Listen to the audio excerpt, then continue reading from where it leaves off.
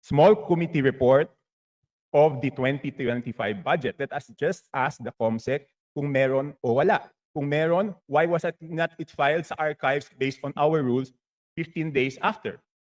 So meron ba o wala? Simple. Kung meron, bakit hindi na-file sa archives?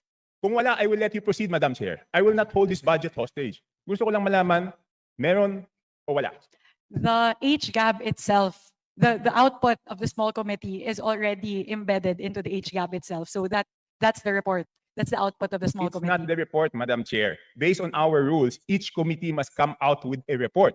No committee is exempted from coming out with a committee report.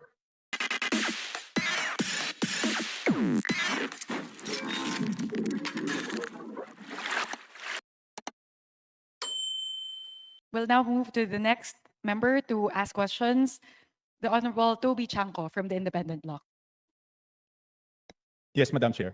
The highlight of the President's SONA was nung sinabi na mahiya naman kayo, initiative errata for the boys SOP.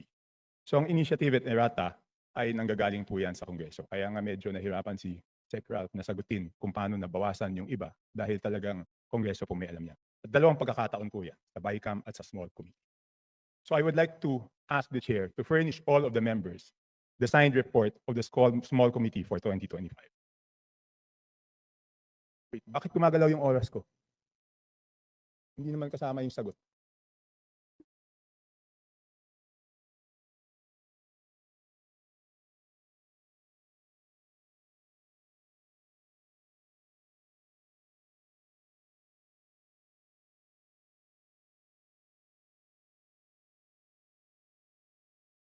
Thank you very much, Representative Chanco. The request will be put under consideration and we will let you know if it's possible to... No. Madam Chair, why should it be put under consideration? This is a public record. This is in accordance with our rules.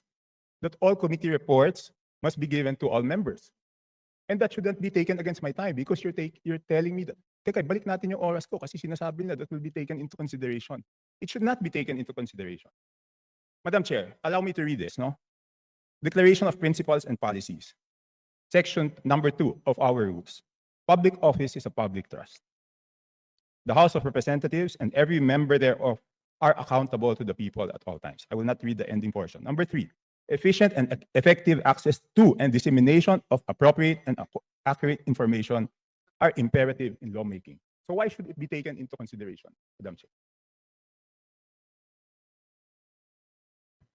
This representation was not the appropriations chair at the time. So the person who's covering the jurisdiction of that particular document, that is a document within the purview of the 19th Congress. Given that we've now crossed over to the 20th Congress, we would need to consider that request. Madam Chair, that's not acceptable. This is public records. Pareho pa naman yung COMSEC natin. At yan dapat linalagay sa archives. Do I have to read the rules again regarding archives of all documents? So may ang daming violation, Madam Chair. Walang record, hindi binigay. Ngayon, it's not readily available. Walang record sa archives. Ano to, sikreto? Again, this representation was not the let's ask the appropriations committee chair. Let's ask at the the time. committee secretary, where are the signed records of the 2025 small committee report?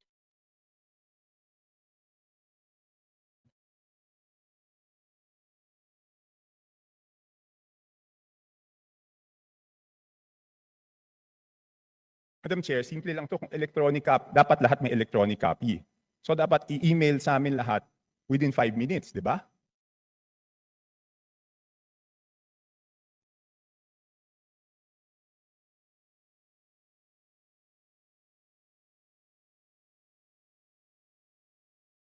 Meeting suspended.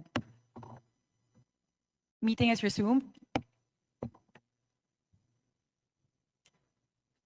As a response to the Honorable Chanco, we will look into the records and look at the Madam Chair. particular item. The subject matter of today's hearing is the briefing on the 2026 budget. So this is an internal matter that may No, be it's taken not. up with the Committee on Appropriations No, it's not. separately. So Madam we will, Chair, Madam Chair, starting Wednesday, tatanungin natin yung mga departamento paano nila ginastos yung budget nila. Paano natin sila tatanungin kung paano nila ginastos yung budget nila kung hindi natin alam paano sila nabawasan at paano sila nadagdagan. We So will it- be able to scrutinize the performance of the different agencies as well as the utilization of the different line items based on the 2025 performance. No. So this does not preclude us from doing that scrutiny. Meron ba o wala? We would Mer- have to look into the records. How May can- I ask exactly what you are asking for? The small committee report of the 2025 budget. Let us just ask the COMSEC kung meron o wala. Kung meron, why was it not filed sa archives based on our rules 15 days after? So meron ba o wala? Simple. Kung meron, bakit hindi na-file sa archives?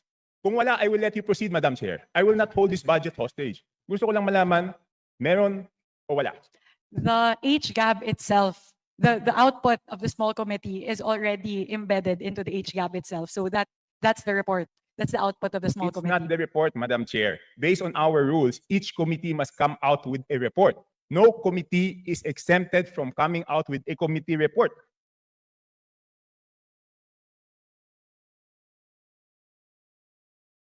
Please check Section 39 of Rule 9 of our rules.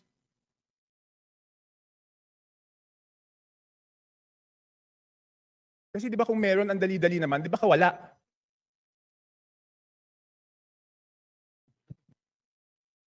So the small committee is subsumed within the Committee on Appropriations, and it is the Committee on Appropriations who's required to submit the committee report. In this case, the report and the output of the Committee on Appropriations is the HGAB. No, it's not. The HGAB is different from a committee report. Just like any other bill, the bill is different from the committee report. There must be a committee report included to the bill. It is not one and the same. At the point of after the committee hearings are done, the Committee on Appropriations comes out with a committee report, and then it moves to plenary, at which point we approve it and the small committee works. So now the output of the Committee on Appropriations, once that is elevated to the plenary, is the HGAB. No. So there's no other committee report that needs to be furnished by the Committee on Appropriations apart from the HGAB It itself. is not exempted from our rules, Madam Chair. Maliwanag, Section 39. Gusto niyo basahin niyo? Okay. I will ask the committee secretariat. How many meetings were held? There were 2 meetings. 2 meetings. Did you follow, nasaan yung minutes ng meeting?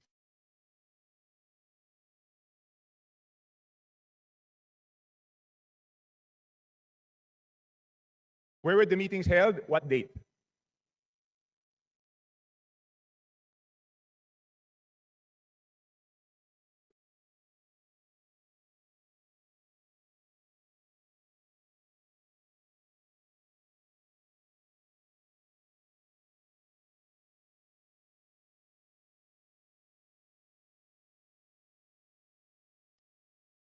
Madam Chair, I can read Section 39 of our rules to make it clear that the committee report is different from the HGAB, but I don't want it to take up my time.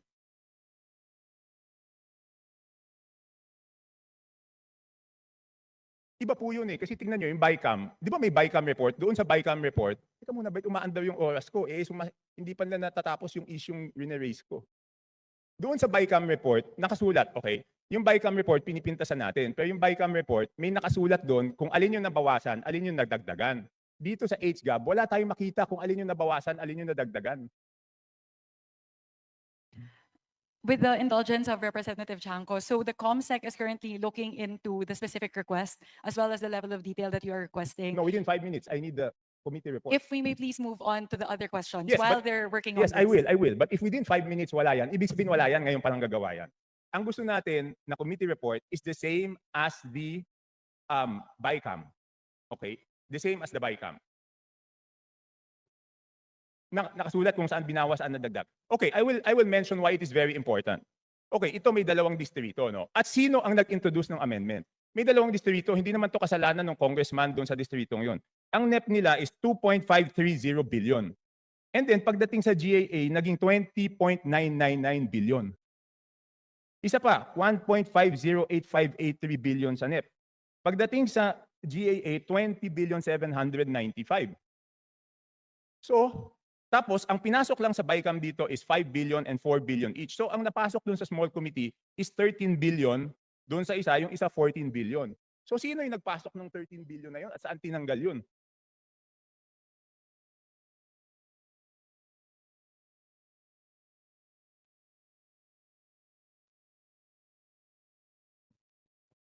So again, the small committee is subsumed within the Committee on Appropriations, and it is not required to render a No, no, no, separate no, I committee did- report. The rule that you are citing, Honorable Chanco, pertain to standing committees.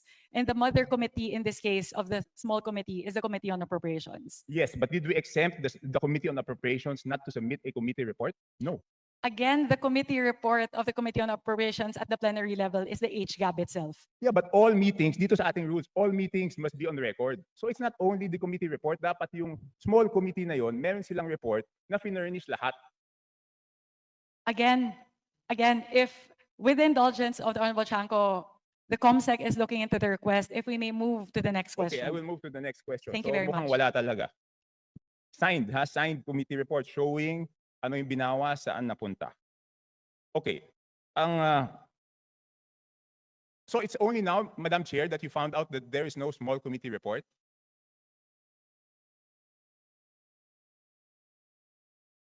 Madam Chair, it's only today that you found out that there's no small committee report. Again, Representative Chanco, I was not the chairperson of the Committee on Appropriations at time, nor was I linked to the budget deliberations or the deliberations of the small committee. So this is something that we are looking into based on your query. Okay. So, you mentioned in a press conference that you will have a subcommittee on budget amendments to replace the small committee. Is that correct? Yes, that is correct.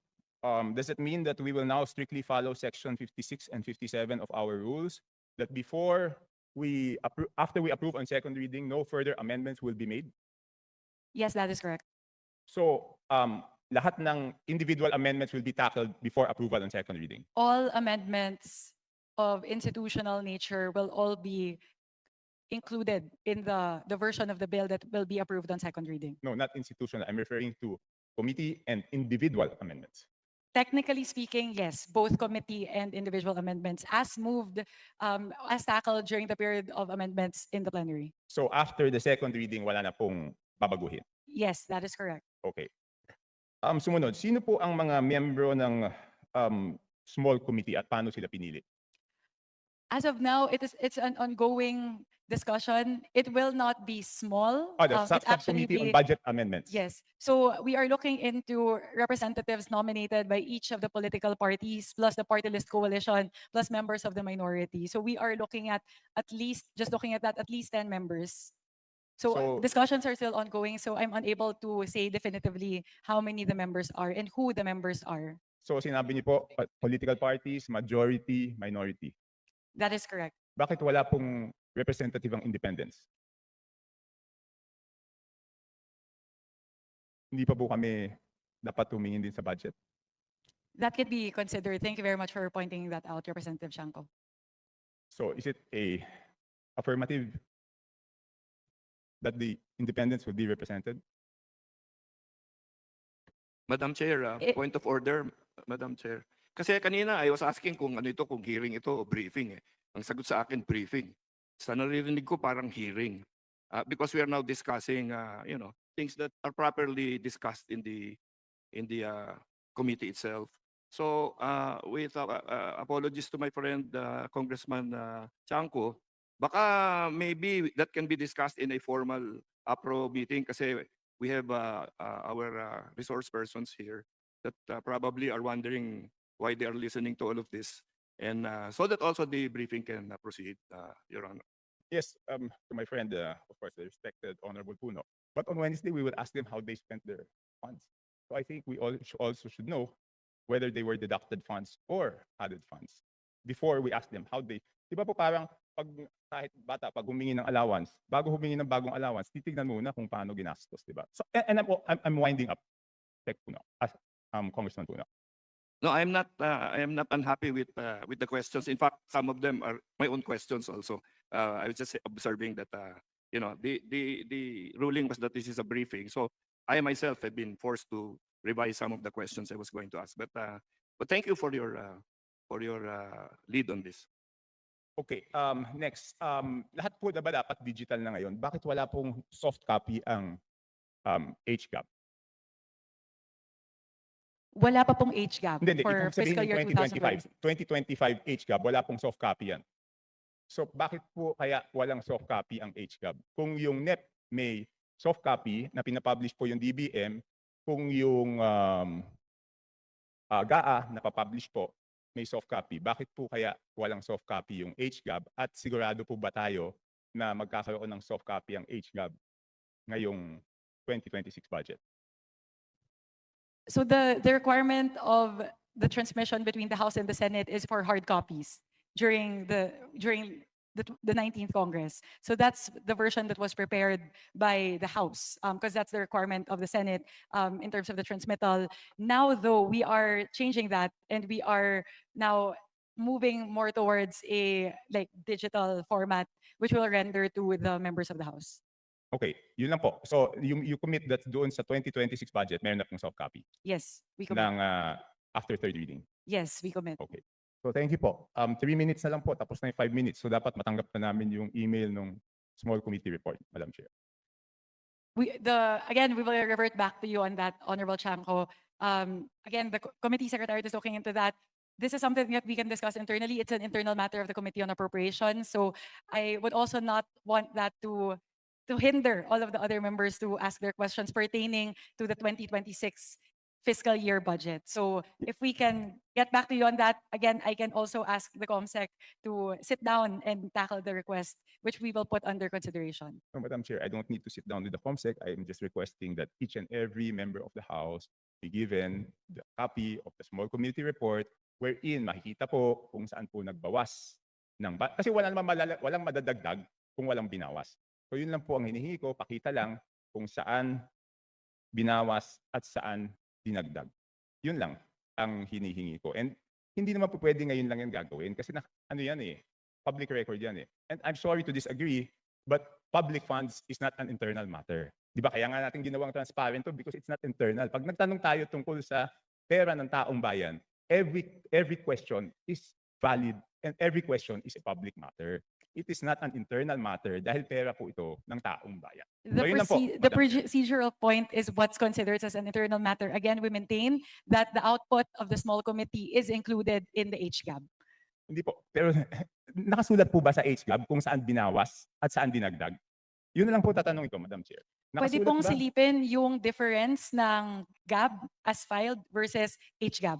Pero dun po sa mismong forma na HGAB, hindi po nakalagay yung mga delta doon. But if you would really want that, to look into the differences, you can compare HGAB as filed for first reading vis-a-vis what's what's transmitted in the Senate. Madam Chair, 7,000 pages po yun. Paano ko naman babasahin yun? Doon nga sa BICAM, di ba ang ginawa nila, sinamarize nila at sinabi po nila kung ano yung binawas at ano yung dinagdag.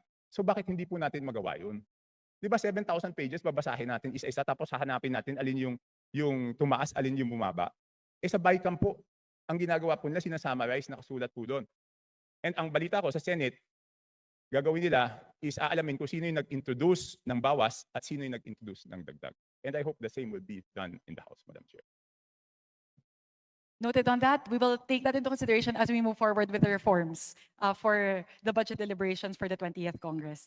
Last question, Madam Chair. What will be the participation of the civil service, the CSOs, the NGOs, and the POs doon sa I will revert back to, I will respond to this question, but this will be the last question with the indulgence of Honorable Chanco. So they will be engaged as non-voting observers in all of the committee hearings. So they have full access to committee hearings and essentially all the deliberations of the Committee on Appropriations as well as the plenary deliberations. And we also have a People's Budget Review wherein that's a day where they can present all of their suggestions and their queries with regard to the 2026 budget. Madam, bakit pag ako nagsasalita, pati yung sagot ng chairman, tumatakbo yung oras ko? This is an extension na po. Yeah, A while ago, the countdown was in accordance to the length of your questions lang po. Yes, Congressman Erice was given 3.49 minutes extension. I was stopped at 2 minutes. So last question po. So any CSO, any NGO, any PO who wants to join and volunteers to join will be welcome, kahit sino po. wala tayong pipiliin. Again, last question na po talaga. I will revert back to this because it's public knowledge already. The accreditation guidelines for CSOs who would want to engage in the budget process has been publicized by the task force, by the Office of the Secretary General. So all interested parties who would want to apply may go through that accreditation process. My apologies, Representative Chanco. This is the last question. The COMSEC may also now furnish you with the accreditation guidelines. Yeah, okay. So that's my last question, but I just want to manifest 5 minutes has passed and the small committee report has not been sent to any of the members. That's on record, Madam Chair. Thank Thank you, you. Representative Chanco.